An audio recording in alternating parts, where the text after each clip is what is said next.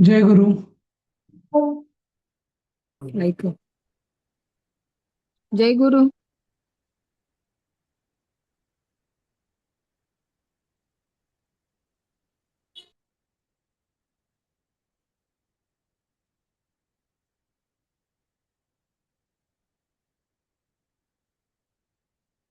आता नाही अजून कोणी?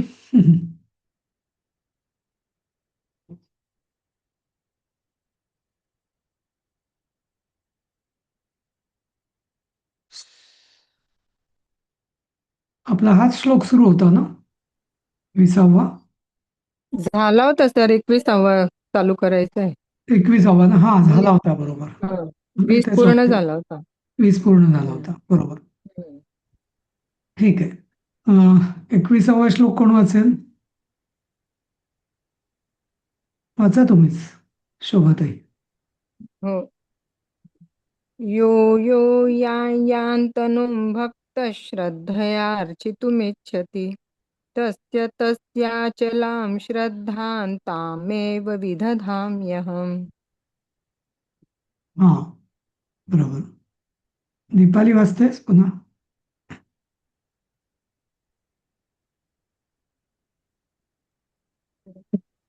सॉरी, मी जरा आत्ताच जॉईन केलं. यो यो यां यां तनुं भक्त श्रद्धयार्चितुमिच्छति तस्य तस्याचलां श्रद्धां तामेव विददाम्यहम्. हा, फक्त इथे भक्तच्या पुढे जो विसर्ग आहे ना, आणि तो समोर श्र आलेला आहे ना, हा तर तिथं हा. यो यो याम याम तनुम भक्त श्रद्ध असं डबल श करायचं. भक्त ओके. श्रद्ध. हा, म्हणजे भक्त किंवा भक्त असं म्हणायचं नाही, कारण तो विसर्ग पुढच्या हा. श मध्ये संधी होतो त्याचा. विसर्ग संधी. बरं. ओके. ठीक आहे. हम्म. तर आपण आधी बघितलं होतं, आपण आधीच्या श्लोकामध्ये, की ज्याला ज्याला म्हणजे काय होतं, की लोक आपापल्या म्हणजे अज्ञानामुळे किंवा प्रकृतीच्या गुणांमुळे विशिष्ट विशिष्ट देवतांना, अन्य देवतांचं भजन करतात, भजतात. हे आपण बघितलं होतं. त्याच्यावर बरीच आपण चर्चा पण केली होती. तर याचंच आता पुढे भगवान सांगतायत, की यह यह म्हणजे जो जो भक्त, ह्या भक्त, जो जो भक्त, याम याम तनू, तर याम याम म्हणजे ज्या ज्या, तनू म्हणजे इथं मूर्ती. तनू म्हणजे देह, शरीर किंवा मूर्ती. ज्या ज्या स्वरूपाला किंवा देहाला, म्हणजे त्या देवता स्वरूप देहाला श्रद्धया अर्चितुम इच्छती. म्हणजे जो जो भक्त ज्या ज्या देवतेला श्रद्धेने अर्चन करू किंवा पूजन करू इच्छितो, तस्य तस्य त्याची त्याची श्रद्धा श्रद्धा अहम मी ताम एव अचलाम विदधामी. हम्म. त्याची त्याची श्रद्धा मी तिच्यामध्येच, ती म्हणजे त्या त्या मूर्तीमध्येच किंवा त्या देवतेमध्येच अचलाम स्थिर करतो. हा एक परमेश्वराने, म्हणजे साक्षात भगवान श्रीकृष्णांनी हा एक नियम सांगितला आहे. आणि याला, याची प्रचिती आपल्याला खूप वेळा येते बघा, की एखादा त्या त्या मनुष्य, भक्तांमध्ये का, सॉरी, त्या त्या मूर्तीत काय सर? सांगतो मी, की तो ओके, हा. ज्या ज्या, कुठलाही भक्त पहिल्या ह्याच्यात आपण बघितलं, की त्याच्या त्याच्या प्रकृतीनुसार, स्वभावानुसार तो तो विशिष्ट देवकतेकडे आकर्षित होतो. बरोबर. हे आपण बघितलं. एकतर कामनांसाठी किंवा कशाहीसाठी ती ती भक्ती त्याला करावीशी वाटते. कोणी तमोगुणी असेल तर त्याला कुठले तरी तामसिक देवता आवडतील. कोणी रजोगुणी असेल तर त्याला रजोगुणी, सगळं ऐश्वर्य संपन्न असं मंदिर किंवा देवता आवडतील. कोणी सत्वगुणी असतील तर त्याला अगदी असं विरागी शंकराचं असं स्वरूप आवडेल. असं म्हणजे उदाहरण देतो मी असं. हां. आणि मग पुढे सांगतात भगवान, की जो जो भक्त, सकाम भक्त इथं, हा, ज्या ज्या देवता स्वरूपाला श्रद्धेने पूजू इच्छितो, ज्या ज्या देवतेची श्रद्धेने भक्ती करू इच्छितो त्याची त्याची श्रद्धा मी त्या त्या विशिष्ट देवतेमध्ये स्थिर करतो. समजलं? हा, स्थिर करतो. ओके. म्हणजे आता उदाहरण असं द्यायचं झालं, समजा एखादी आपण बघतो एखादा माणूस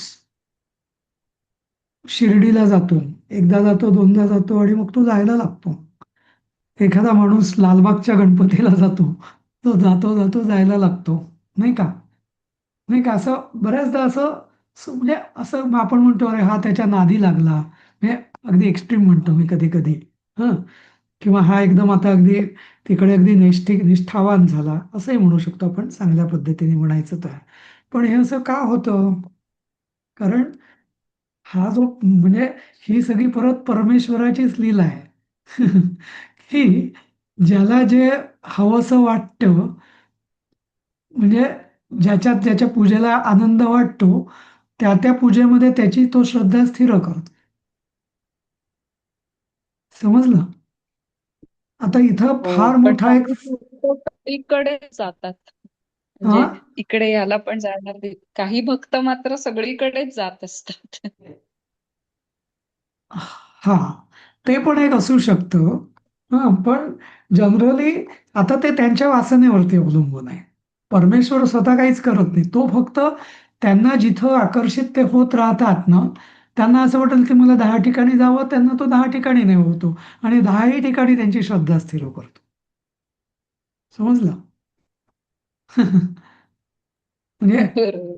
शेवटी हा श्रद्धा असणं महत्वाचं. परमेश्वराच्या कुठल्याही असं नाही, रूपाने का असं असेना, की असं आपल्याला नाहीये, दिलेली असं लिबर्टी असं नाही. असं नाहीये, असं नाहीये, असं नाहीये, असं नाहीये. ओके.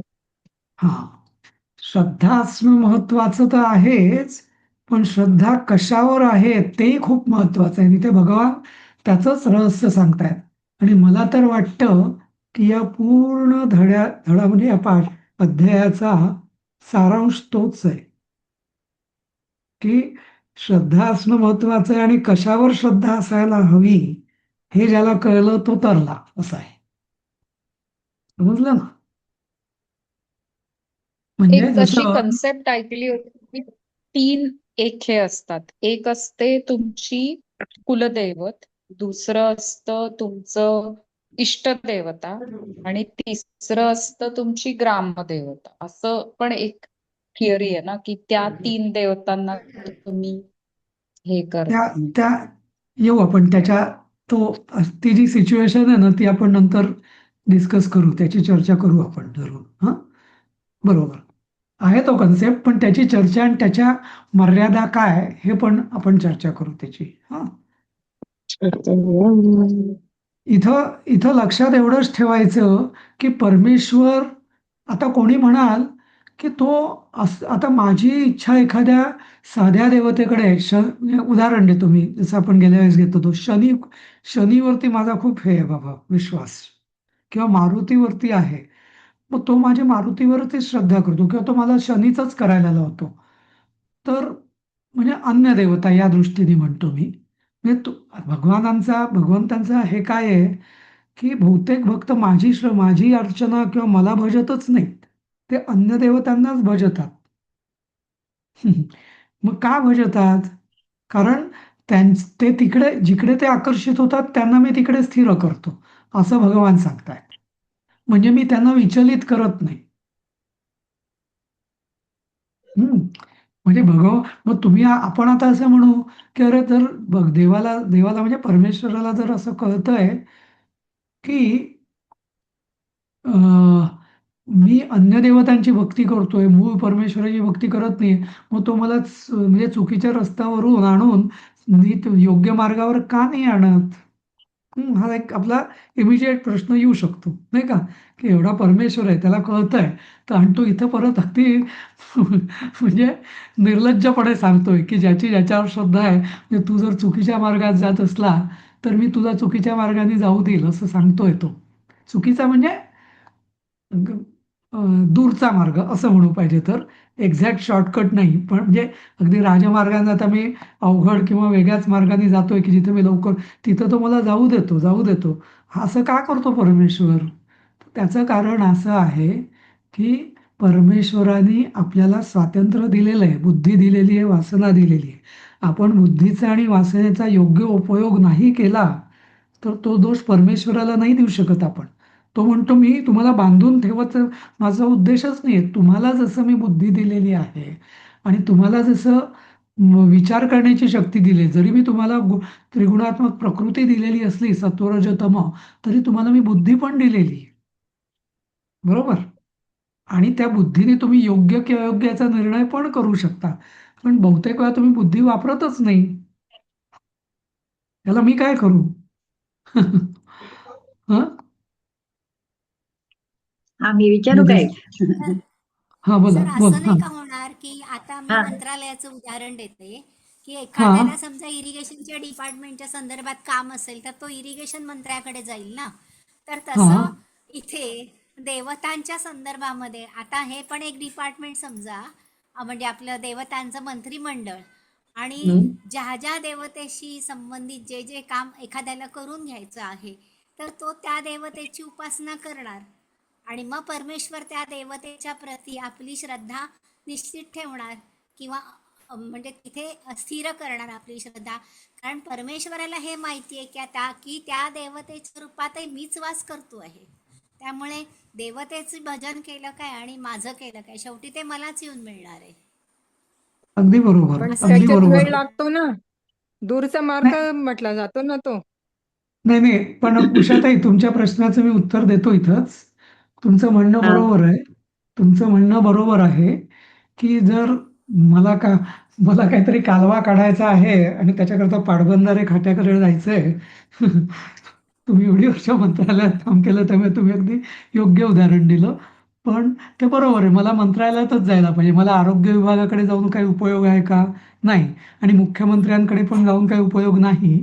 कारण शेवटी माझं काम पाटबंधारे खात्याचा एखादा तो अधिकारी किंवा मंत्री तोच करणार आहे, असं तुम्हाला म्हणायचंय. बरोबर? हां. हो हो. इथे प्रश्न इथे असा येतो, जिथपर्यंत मी तसा विचार करतोय तोपर्यंत ठीक आहे, की पा मला माझं विशिष्ट काम जे आहे ते पाटबंधारे खात्याचं आहे, म्हणून मी तेवढ्यापुरतं पाटबंधारे खात्याकडनं करून घेतलं. प्रॉब्लेम काय होतो, की आपण जन्मभर कुठलंही काम आपल्याला वाटतं एकदा त्यांनी काम करून दिलं ना पाटबंधारे खात्याच्या अधिकाऱ्यांनी किंवा मंत्र्यांनी, मला असं वाटतं आता माझ्या जीवनातले सगळे प्रॉब्लेम्स आणि सगळ्या माझ्या शासन दरबाराच्या अडचणी तोच सॉल्व्ह करणार आहे. आणि मग मी कुठलंही काम त्याच्याकडेच करत जायला लागतो. समजलं? नाही असं नाही, असं नाही. नाही असं नाही नाही. नाही, पण प्रॅक्टिकली तुम्हालाही अनुभव आला असेल, असं होतं. तुम्ही सुद्धा कधीतरी कुणाचं काम करून दिलं असेल आणि तो तुम्हाला सांगेल, "अहो तुमचं त्या डिपार्टमेंट कोणी ओळखीचं आहे का?" तो तुम्हालाच पकडणार दरवेळेस. होतं की नाही असं? हा ते आहे. हां, बरोबर आहे. हां. तो प्रॉब्लेम तिथे होतो.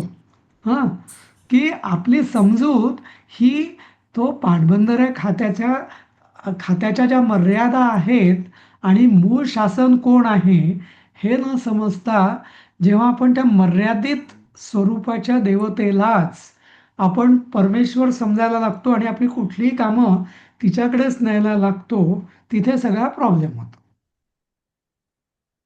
बरोबर आहे की नाही? हो आणि बरोबर आहे. हां, तर आणि इथे परमेश्वर काय म्हणतो, मी मध्ये पडत नाही. मी त्याला त्याला त्या पाटबंधारे खात्यावरती विश्वास आहे ना, त्याला म्हणतो ठीक आहे तू जा. तो तुला करायचं ते करेल. ती देवता तुला तसा मार्ग देईल तर तसं तू कर. ती देवता, तो अधिकारी, तो मंत्री वगैरे. बरोबर? हां, आता पण पुढचा पण बघूया. शुभाताई तुला काहीतरी मला विचारायचं होतं. हां. हा हा मला एक विचारायचं होतं की अशाच एक म्हणजे काय स्वघोषित अधिकारी व्यक्ती म्हणू या बाबतीत. तर त्या म्हणाले हां. की हे काय म्हणे तुम्ही गणपती स्तोत्र पण वाचता, देवीचंही वाचता, ते मारुती स्तोत्रही म्हणता, रामरक्षा, असं नाही म्हणे तुम्ही देवादेवांमध्ये भांडण लावाल म्हणे, मग एकच इष्ट देवता पाहिजे. तर असं कसं काय ना, आपण तर लहानपणापासून सगळं शिकलेलो असतो. तर म्हणजे हे कितपत बरोबर आहे, मला नाही पटलं असं. म्हणजे एक्झॅक्टली. त्यांचं आणि म्हणणं तेच आणि कुठे. हां. आणि इथंच तुम्हाला हा, सांगू का, की अन्य देवता हा, आणि प्रधान हा, किंवा परमेश्वर, हां, हा जो हा, कन्सेप्ट आपल्या सनातन धर्मात आहे, की जो बाकी कुठल्याही ज्याला सिमॅन्टिक रिलिजन्स किंवा एकेश्वरवादी हा हा तो इस्लाम ख्रिश्चन म्हणजे ते म्हणतात आमच्याकडे असं काही नाही आणि ते म्हणतात की नाही आमच्याकडे तर एकच आहे बाबा सगळं काही मग आमचा धर्म हा म्हणून हा चांगला आहे असं ते म्हणतातही बऱ्याचदा हा त्यांचं एक आर्ग्युमेंट असतं हा हं, की हो तुमच्यात एवढं कन्फ्युजन का आहे आमच्यात तर एवढं कन्फ्युजन नाहीये आणि मग हा इनडायरेक्टली आता परमेश्वर त्याच्यावरतीच येत आहेत पण एनिवे ह्या श्लोकाचा अर्थ आपण इथं समजून घेऊया आपण पुढे जाऊया ह्याचं विवेचन अजून पुढे यायचंय ते मग let's not jump to the चालेल म्हणजे हा हे पण थोडं शंका समाधान झालं की अगदी हा अगदी पण इथे या श्लोकाचा अर्थ तुम्हाला कळला का की हो परमेश्वर कधीही आपला बुद्धिभेद करत नाही जो जिथं आपली श्रद्धेला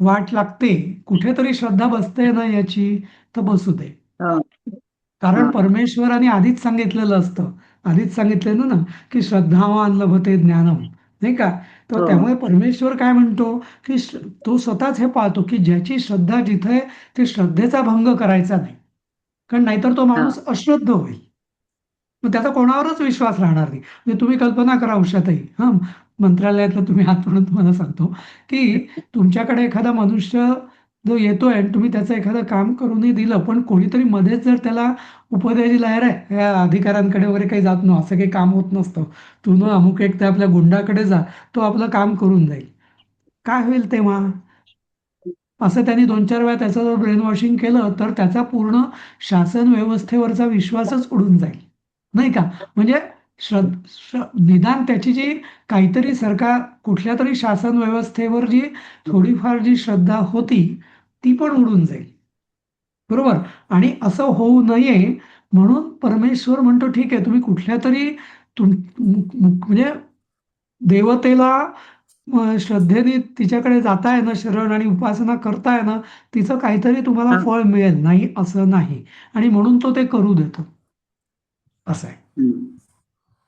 म्हणजे आपण तर असं खूपही देवतांचं असं काही वाचलं तरी ते काही चूक नाहीये नाही का नाही नाही सर पण सर सांगतो ऐकतो नाही नाही सांगतो हा मी हे सगळं ना पुढे हे पुढे फार जाऊया आपण मग पुढे प्रत्येक कळेल श्लोक आपल्याला प्रत्येक श्लोक हा खूप इंटर रिलेटेड आहे याच्यामध्ये हा हा त्यामुळे एकदम कन्क्लूड करू नका काही हा पण नाही सर या नाही श्लोकाचा अर्थ समजून आकाशात घ्या हा बोला सर आकाशात पतितम तोयम पण आहे ना त्याचा तोच अर्थ होतो ना म्हणजे सर्व देव अगदी नमस्कार अगदी हा अगदी ईश्वर बरोबर अगदी अगदी अगदी बरोबर हा श्लोक आहे पण प्रश्न असा हम्म. आहे की हा श्लोक आपल्या डोक्यात बसलेला म्हणजे म्हणायचा म्हणून म्हणतो आपण पण तो नक्की हो बसलेला आहे का हा हम्म. ते आपण अजूनही म्हणजे हम्म. अ, विशिष्ट देवतेच्याच दर्शनाचा आणि तिचंच करण्याचा किंवा तिच्यामध्ये आणि इतरांमध्ये भेद करण्याचा आणि ती सर्वशक्तिमान सर्वव्यापक परमेश्वर आहे अशी भावना असते का आपली त्या देवतेविषयी नाही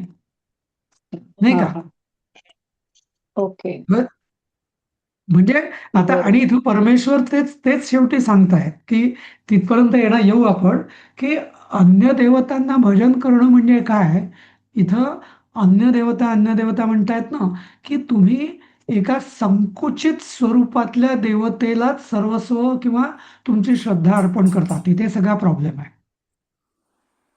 तुम्ही म्हणजे आपण असं म्हणजे भगवान सांगतायत की जो कोणी संकुचित स्वरूपाची शक्ती असलेली देवता हा अन्य देवता म्हणजे जिची शक्तीला मर्यादा आहेत जिची शक्तीचा संकोच आहे तिला बाउंड्रीज आहेत एका विशिष्ट कारणास्तव ती चालेल पण तिच्या पलीकडे जसं आपण बघितलं की पाटबंधारे खात्याच्या अधिकाराचा बाकी खात्यांवर काही अधिकार नाहीये नाही का तर अन्य देवता म्हणजे त्या प्रकारे आपण समजून घ्या आणि मग मी याच्या पुढे असं पण जाईल की जर तुम्ही तुमचा पूर्ण विश्वास आपला पूर्ण विश्वास शासन या व्यवस्थेवरती असेल आणि शासनाचं माझ्या एका विशिष्ट प्रॉब्लेमसाठी पाटबंधारे खात्याचा विभाग हे एक अंग आहे आणि म्हणून मी तिथं जातोय तेवढं काम झालं धन्यवाद माझा विश्वास हा शासन व्यवस्थेवरती आहे पाटबंधारे खात्यावर नाहीये म्हणजे पूर्ण विश्वास असं म्हणेन मी जोपर्यंत तो माझा कन्सेप्ट क्लिअर नाहीये ना तोपर्यंत सगळा प्रॉब्लेम आहे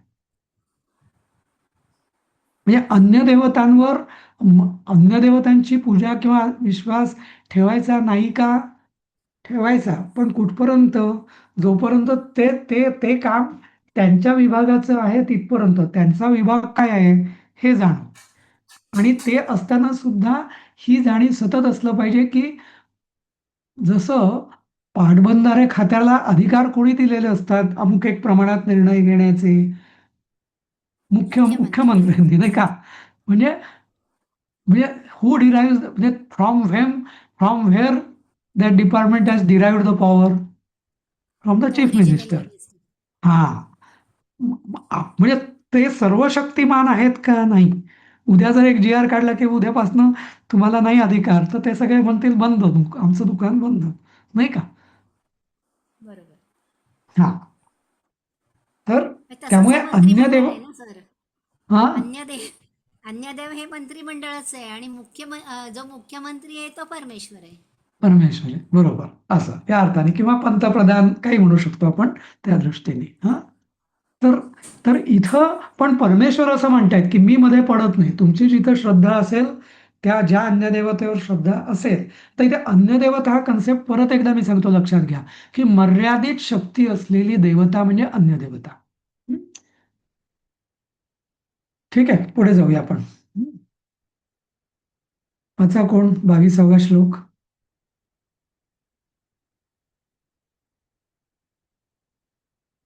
वाचा वाचते पटकन. मी. हा, सतया वाचू मी? श्रद्धया युक्तस्तस्याराधनमीहते लभते च ततः कामान् मयैव विहितान् हितान्. तुम्ही तुम्ही विसर्गाला ख नाही म्हणत का उषाताई? नाही, आता ऍक्च्युली त्याचा ह काम, उच्चार करायचा असतो, पण तो ख नाही नाही स्वरूपात थोडासा होऊ शकतो नाही असं. नाही, मी म्हटलं ना तसं, जेव्हा विसर्ग, जेव्हा समोर क येतो ना, हा, हम्म. तेव्हा त्याला जिव्हामूल्य संधी म्हणतात आणि त्याचा ख येतो अर्धा, तथा खामान, असं. अच्छा. असा जेव्हा मध्ये पण जेव्हा आपण विसर्ग येतो ना, नुसार हा, हो हो, म्हणजे विसर्गाचा उच्चार ह कडेच वळला पाहिजे, पण तो क असल्यामुळे ख कडे वळतो थोडा, असं. हा, ख ततः म्हणजे तथा कामान असं होतं. खामान, हा, ततः म्हणजे विसर्ग म्हणून कामान. त्याचा उच्चार येता कामा नाहीये, तो ख ख असा व्हायला पाहिजे, असं, आता असं. हम्म. हा, परत ठीक आहे. म्हणते. आरती त्यांना बोलायचंय, विचार म्हणायचंय. नाही सर, ठीक आहे. हा, तर तर उषाताई म्हणला ना. हा, हो हो, ठीक आहे, ठीक आहे. हा, तर आता हीच आपण म्हणजे आधीच्या श्लोकातलेच आपण लिंक पुढे नेतोय. 6 म्हणजे तो म्हणजे कोण? जो भक्त की जो अन्य देवतांच्या श्रद्धेला लागलेला आहे. कारण का श्रद्धेला लागलाय? कारण त्याची ती श्रद्धा परमेश्वराने दृढ केलेली आहे, बरोबर? तर 6 तया श्रद्धेया म्हणजे तो त्या श्रद्धेने, तृतीया, हा, युक्त युक्त होऊन, हा, म्हणजे आता त्या श्रद्धा त्याला पक्की झाली, हा, तस्य आराधनम ईयते. तो त्या श्रद्धेने युक्त होऊन त्या देवतेचं आराधन करतो. हम्म, बरोबर? च आणि ततः मया, आणि नंतर काय होतं? तेव्हा किंवा त्यानंतर मया एव विहितान.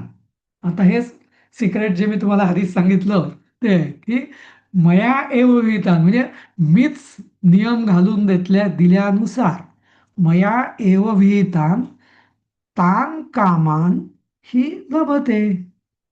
म्हणजे मी नियम घालून दिलेल्यानुसार, म्हणजे मी त्यांना त्या त्या देवतांना जे अधिकार दिलेले आहेत त्यानुसार, तान म्हणजे त्यांनी ज्याची कामना केलेली असते, ती त्या कामना ही म्हणजे नक्कीच त्याला मिळतात.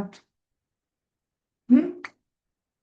म्हणजे कोणी जर जसं मी म्हटलं की शिर्डीला गेला किंवा तिरुपतीला गेला एक विशिष्ट कामना घेऊन, आता त्या त्या देवतांना त्यांनी, परमेश्वराने तो अधिकार दिलेला आहे आणि त्या त्या कामनांपुरतं मग ते त्याला प्राप्त होतं, असं.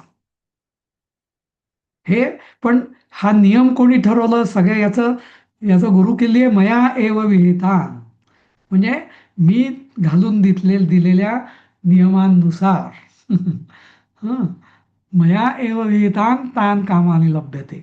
असं आपल्याला वाटतं की मला शक्ती मारुतीने दिली. मारुती बलाची देवता आहे. गणपती विघ्ननाशक आहे. किंवा अजून काही नाही का, शनीमुळे माझं शनीचा जप केल्याने माझी 7.5 दूर झाली किंवा संकट टळलं वगैरे. पण त्याला पॉवर आली कुठून? तर त्याला पॉवर परमेश्वर सांगतायत की मया एव विहिता, म्हणजे त्या माणसाचं काही बिघडत नाही, त्याला जे होतं ते त्याला मिळालं.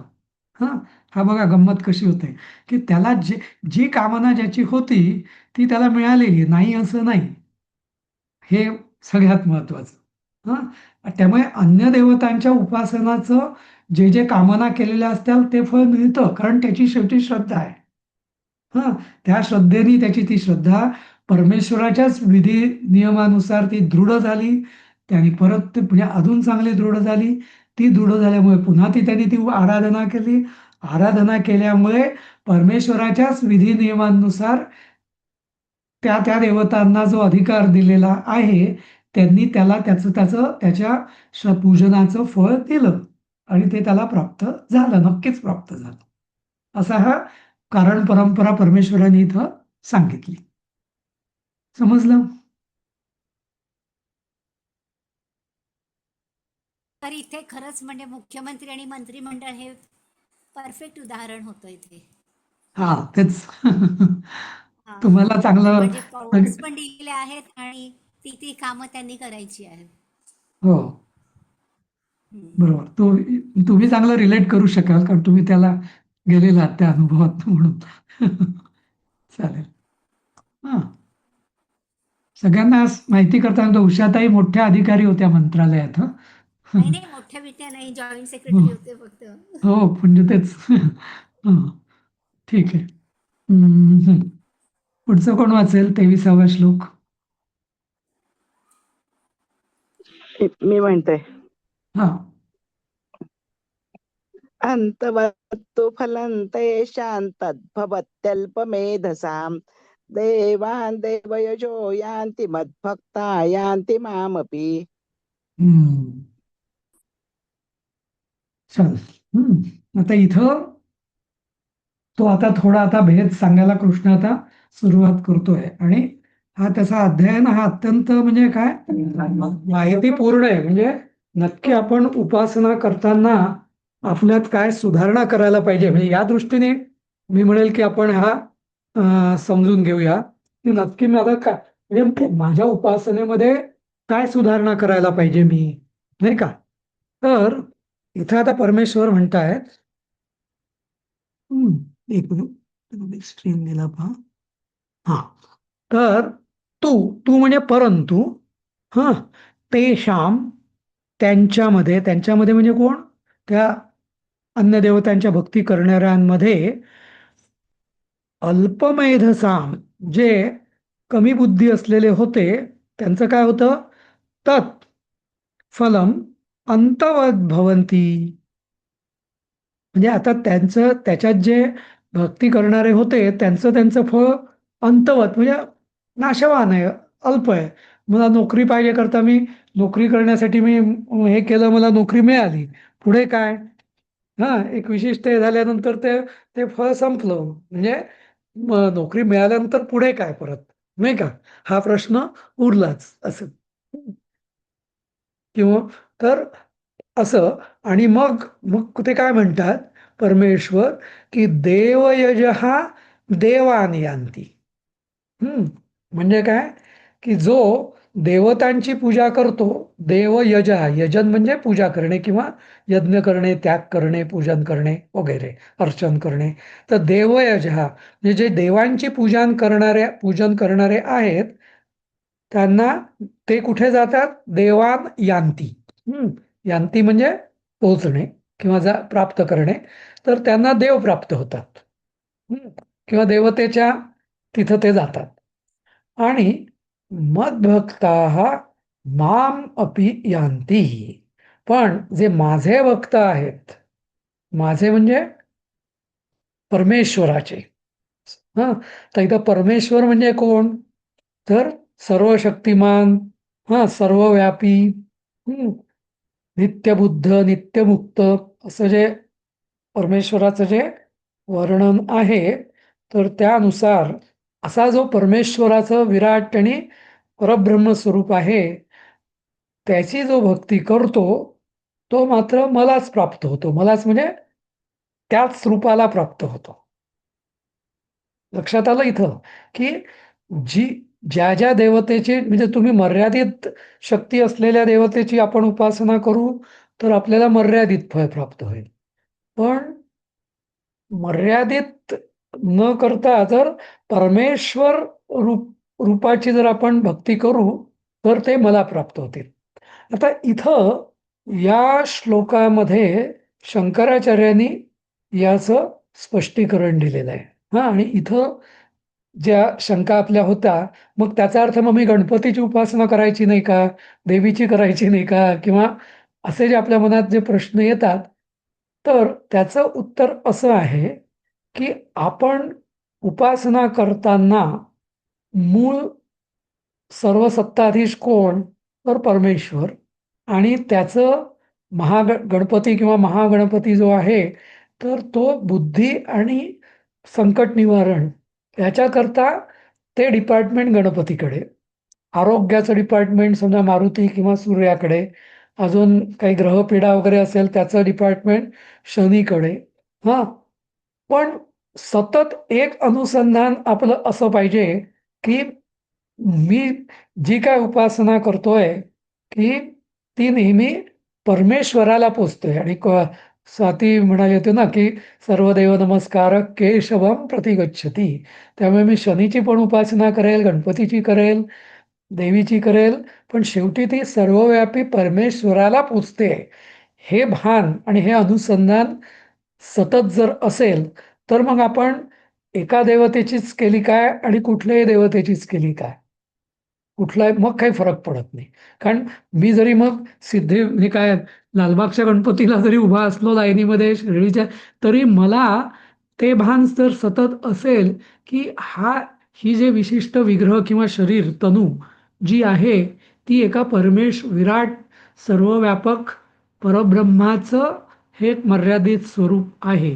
खरा जो परमेश्वर आहे तो या मूर्तीत काय आणि कुठेच काय नाही का, तो अमर्याद आहे.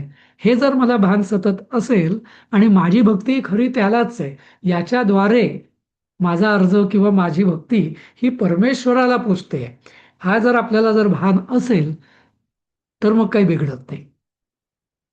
समजलं? सर इथे परमेश्वराचे अल्पबुद्धी वगैरे म्हणतात, हे हम्म. लौकिकदृष्ट्या अल्पबुद्धी नसावी, राईट? नाही नाही, लौकिक म्हणजे कसं आहे ना, शेवटी बुद्धी म्हणजे इथे बुद्धी म्हणजे IQ नव्हे एक. हां, जसं आपण म्हणतो की अमुक एकाचा आईन्स्टाईनचा IQ 400च्या वरती होता वगैरे, म्हणजे काय असेल ते, तर असं तो IQ किंवा ती बुद्धी नव्हे. इथे बुद्धी म्हणजे विवेक शक्ती. आणि परमेश्वराने जी विवेक आहेत, योग्य काय अयोग्य काय हे विचार करण्याची शक्ती प्रत्येकाला दिलेली आहे. त्यामुळे ती, पण जो अल्पबुद्धी म्हणजे मी तर असं म्हणेल की जो बुद्धीचा वापर करत नाही तो अल्पबुद्धी. न की म्हणजे अल्पबुद्धी म्हणजे बुद्धीच नाही असं काही नाहीये. कारण ही जी बुद्धी आहे ना, नैसर्गताच प्रत्येकाला दिलेली आहे, नाही का, तसं. पण म्हणजे सगळे देव एकच आहेत असंच टाईप हे झालं ना, की मी सगळे देव नाही नाही गणपतीला नाही नाही नाही प्रार्थना नाही करते पण नाही दीपाली, सगळे देव एक नाहीये. परत मी सांगतो, जसं आपण म्हणतो की मंत्रिमंडळ किंवा विभाग, हा, नाही नाही वेगवेगळे. हा हा, नाही, माझं आहे की समजा मी गणपतीला प्रार्थना करतेय, पण मी गणपतीला प्रार्थना करताना मी गणपतीला नाही, एक माझ्या पुढे त्याचा एक मूर्ती आहे, त्याच्या मागे हा सर्वशक्तिमान परमेश्वरच आहे. मी शिवाला प्रार्थना करताना मी शिवाला नमस्कार करतेय, पण त्याच्या मागे एक परमेश्वराचाच हे आहे, असा मी हे, किंवा मी देवीला हे केलं तर तिच्या मागे सुद्धा तेच आहे, असा माझा हे असेल तर तो शेवटी त्यालाच पण पोहोचणार, नाही नाही, पण तेच ना, सर्वव्यापी परमेश्वर आहे. नाही